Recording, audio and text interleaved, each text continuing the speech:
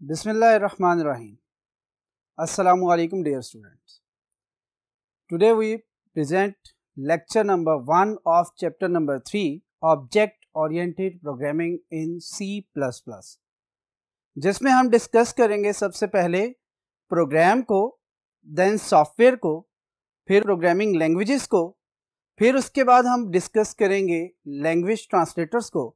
Language translators के बाद हम बात करेंगे हिस्ट्री ऑफ C++ को।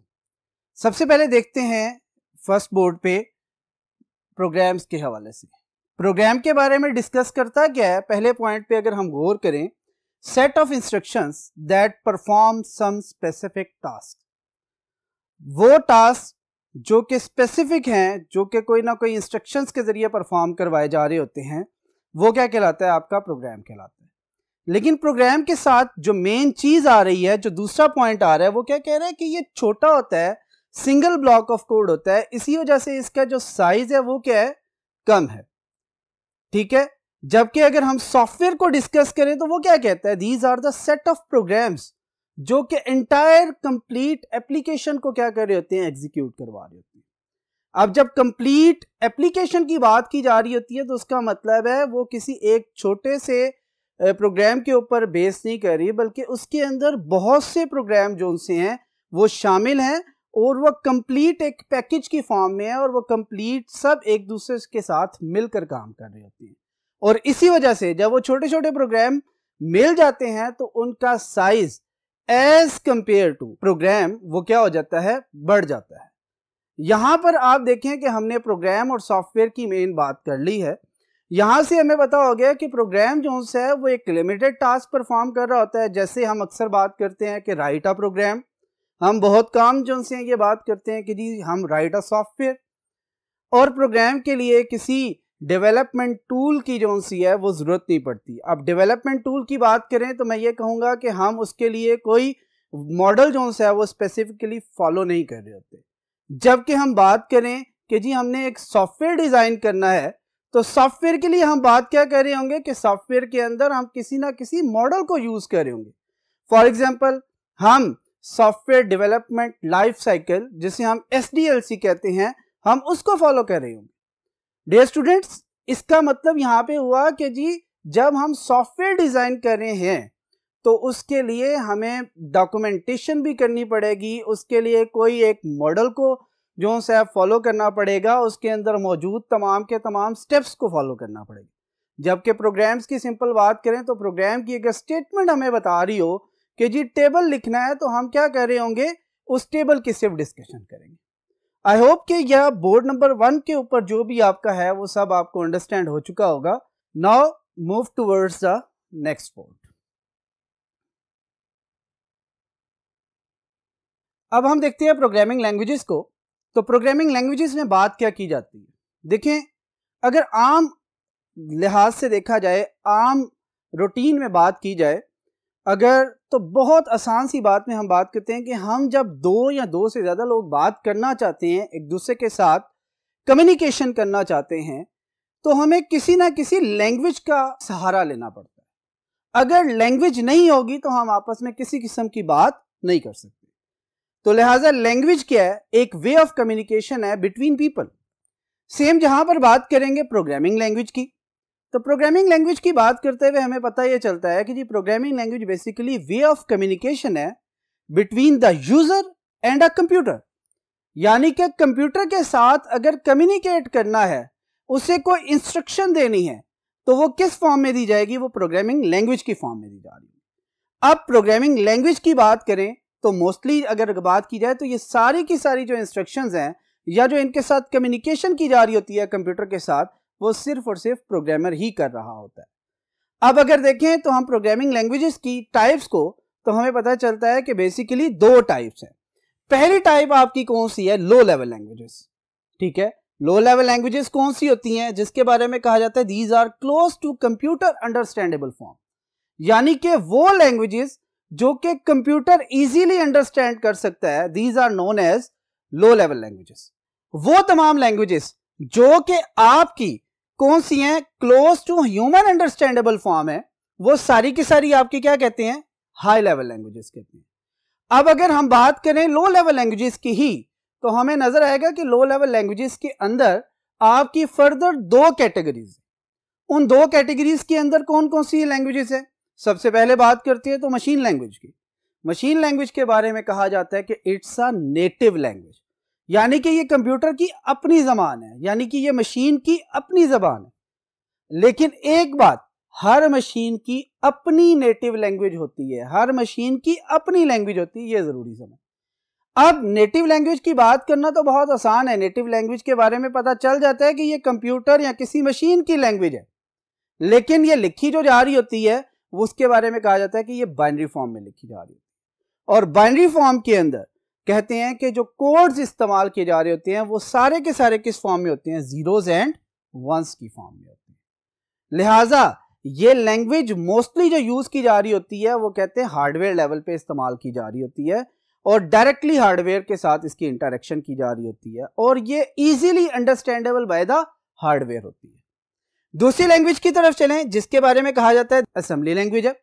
तो असेंबली लैंग्वेज के बारे में क्या कहता है, कहते हैं रिटन इन सिंबॉलिक और शॉर्ट फ्रेजेस, यानी कि ये 0-1 की फॉर्म में तो नहीं है, लेकिन इसके लिए कोई सिंबॉलिक वर्ड्स यूज किए जा रहे होते हैं या फिर कोई आपके शॉर्ट फ्रेजेस यूज किए जा रहे होते हैं। अब सिंबॉलिक और शॉर्ट फ्रेजेस को अगर बात की जाए असेंबली लैंग्वेज की टर्म में तो वो निमोनिक्स कहला रहे होते हैं। लिहाजा ये कहा जाता है कि जो असेंबली लैंग्वेज है वो बेस किस पे कर रही होती है, आपकी निमोनिक्स के ऊपर। ठीक है, ये डायरेक्टली अंडरस्टैंडेबल बाय कंप्यूटर या हार्डवेयर नहीं होती। इसके बारे में आगे देखेंगे कि कैसे डायरेक्टली अंडरस्टैंडेबल की जाती है। थोड़ा सा आगे हम जाते हैं। हाई लेवल लैंग्वेज के बारे में हम देख चुके हैं पहले कि वो लैंग्वेज जो कि close to human acceptable form होती है वो बेसिकली क्या कहलाती है, आपकी हाई लेवल लैंग्वेज कहलाती है। मैं इसके लिए बड़ा आसान सा एक कुलिया देता हूं स्टूडेंट्स कि उसमें क्या है कि जी H से आपका हाई लेवल लैंग्वेज स्टार्ट होता है और H से ही आपका ह्यूमन स्टार्ट होता है। इट मीन्स के high level language are for human and low level languages are for computer. अब इसमें देख लें हमारे पास जो सी लैंग्वेजेस हैं वो कौन कौन सी हैं, C++, जावा, C#, जिसे C# के नाम से जाना जाता है। ये सारी की सारी वेल नोन लैंग्वेजेस हैं। हमारा जो बेसिक फोकस इस पूरे कोर्स में रहेगा वो किसके ऊपर रहेगा, आपका C++ के ऊपर। ठीक हो गया यहाँ तक। आई होप कि बेटा आपको ये तमाम के तमाम जो सी सेकंड बोर्ड है कंप्लीट समझ आ गया होगा। अब हम जो सा है नेक्स्ट बोर्ड की तरफ मूव करते हैं। जी डियर स्टूडेंट्स, अब यहां पर देखते हैं थर्ड बोर्ड के ऊपर हमने जो टॉपिक है वो है लैंग्वेज ट्रांसलेटर्स का। लैंग्वेज ट्रांसलेटर्स बेसिकली होते क्या हैं, अगर देखा जाए तो इनको लैंग्वेज प्रोसेसर्स भी कहा जाता है। इनका बेसिक काम ट्रांसलेशन होता है, लेकिन किस चीज की, लैंग्वेज की।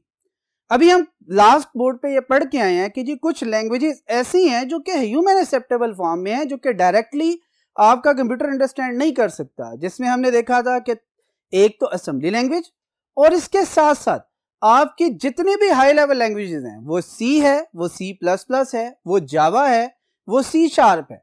ये तमाम की तमाम लैंग्वेजेस ऐसी लैंग्वेजेस हैं जो कि डायरेक्टली कंप्यूटर अंडरस्टैंड नहीं कर सकता। लिहाजा इनके लिए हमें किसी ना किसी ट्रांसलेटर की जरूरत पड़ती है। अगर हम देखें तो हमारे पास 3 डिफरेंट तरह के आपके जो से हैं लैंग्वेज ट्रांसलेटर्स एग्जिस्ट करते हैं।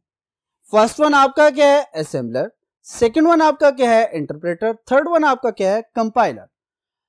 अगर हम असेंबलर को देखें तो इसका बेसिक पर्पस क्या है, कहता है convert assembly language code into machine code. Assembler का वर्ड भी असेंबली के साथ मैच कर रहा है, लिहाजा यहां से हम डायरेक्टली अंडरस्टैंड कर सकते हैं कि असेंबलर का बेसिक पर्पस क्या है, असेंबली लैंग्वेज कोड को कन्वर्ट करना किसके अंदर, मशीन कोड के अंदर, ताकि मशीन उसे अंडरस्टैंड करके एग्जीक्यूट कर सके। उसके बाद हम अगर नेक्स्ट टॉपिक पे मूव करें जो कि इंटरप्रेटर का है, तो हमें क्या कहता है, कहता है हाई लेवल प्रोग्राम जो उनसे होते हैं उनको एग्जीक्यूट करता है स्टेटमेंट बाय स्टेटमेंट। अब स्टेटमेंट बाय स्टेटमेंट का क्या मतलब है, स्टेटमेंट बाय स्टेटमेंट का मतलब यहां पर एक सिंगल स्टेटमेंट भी हो सकता है या सम टाइम इसके बारे में यह कहा जाता है कि लाइन बाय लाइन। अब यहां पे उसने वर्ड कन्वर्जन यूज नहीं किया, क्योंकि इंटरप्रेटर का काम क्या है, एक स्टेटमेंट को एक वक्त पे रीड करना, रीड करने के बाद उसके ऑब्जेक्ट कोड में कन्वर्जन करके उसे फौरी तौर पे एग्जीक्यूट कर देना। उसका कोई ऐसा काम नहीं है कि उस ऑब्जेक्ट कोड को जो कि आपका मशीन अंडरस्टैंडेबल फॉर्मेट में है उसको अपने पास स्टोर करे। लिहाजा जब भी बार बार हम प्रोग्राम को एग्जीक्यूट करेंगे तो वो हर स्टेटमेंट को अगेन एंड अगेन पहले कन्वर्ट करेगा और फौरी तौर पे एग्जीक्यूट कर लेगा। लिहाजा उस ऑब्जेक्ट कोड को अपने पास स्टोर नहीं कर रहा होगा। लेकिन अगर कंपाइलर को देखें तो कंपाइलर के बारे में क्या कहता है कि ये बेसिकली क्या करता है, translate whole program into object code at once. ये बेसिकली क्या करते हैं, पूरे के पूरे जो सा आपका प्रोग्राम है उसको पहले सबसे क्या करता है, कन्वर्ट करता है किसके अंदर, ऑब्जेक्ट कोड के अंदर। अब इसका मतलब है कि ये डायरेक्टली एग्जीक्यूशन नहीं है, बल्कि पहले क्या कर रहा है कि ऑब्जेक्ट कोड में कन्वर्ट कर रहा है, ऑब्जेक्ट कोड को अपने पास स्टोर करता है और फिर उसके बाद आगे जाके फर्दर इसके ऊपर जो भी प्रोसेसिंग करनी होती है वो तमाम की तमाम करता है।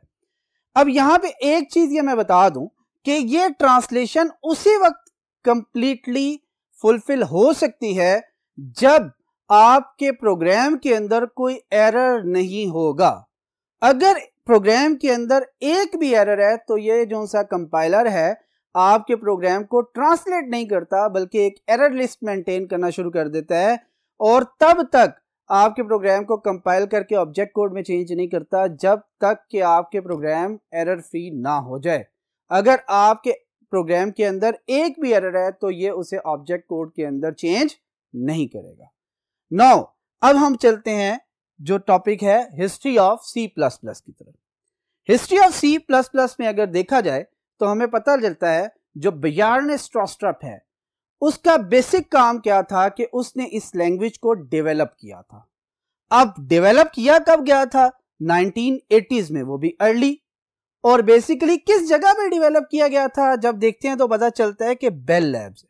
ये वही लैब है जहां पर डेनिस रिची ने सी लैंग्वेज डेवलप की थी। और जो सी प्लस प्लस है ये बेसिकली अगर देखा जाए तो ये सी का ही एडवांस वर्जन है। क्यों एडवांस है, एडवांस किस वजह से कहा जाता है, हमें पता चलता है कि जी हमने सी लैंग्वेज के अंदर ही ऑब्जेक्ट ओरिएंटेड प्रोग्रामिंग जिसे ऊप फीचर्स कहा जाता है वो क्या किए, ऐड किए। किसने ऐड किए, बजरानी स्ट्रॉस्ट्रप ने। और जब इसने ये तमाम के तमाम फीचर्स ऐड कर लिए तो फिर इसको एक नया नाम दे दिया गया जिसका नाम क्या था, सी प्लस प्लस लैंग्वेज। और सी प्लस प्लस लैंग्वेज इसी वजह से कहा जाता है कि ये सी लैंग्वेज की रिलेटिव है और तमाम के तमाम जो सी के प्रोग्राम हैं वो आपके सी प्लस प्लस के वैलिड प्रोग्राम होते हैं। यानी कि सी में लिखा हुआ जितना भी प्रोग्राम है वो सी प्लस प्लस के कंपाइलर के ऊपर इजीली कंपाइल भी किया जा सकता है और एग्जीक्यूट भी किया जा सकता है without any change. I hope dear students के यहाँ तक आपका जो आज का कंप्लीट लेक्चर है वो आपको अंडरस्टैंड हो गया होगा और इंशाल्लाह नेक्स्ट लेक्चर में फिर आपसे मुलाकात होगी। थैंक यू, अल्लाह हाफिज़।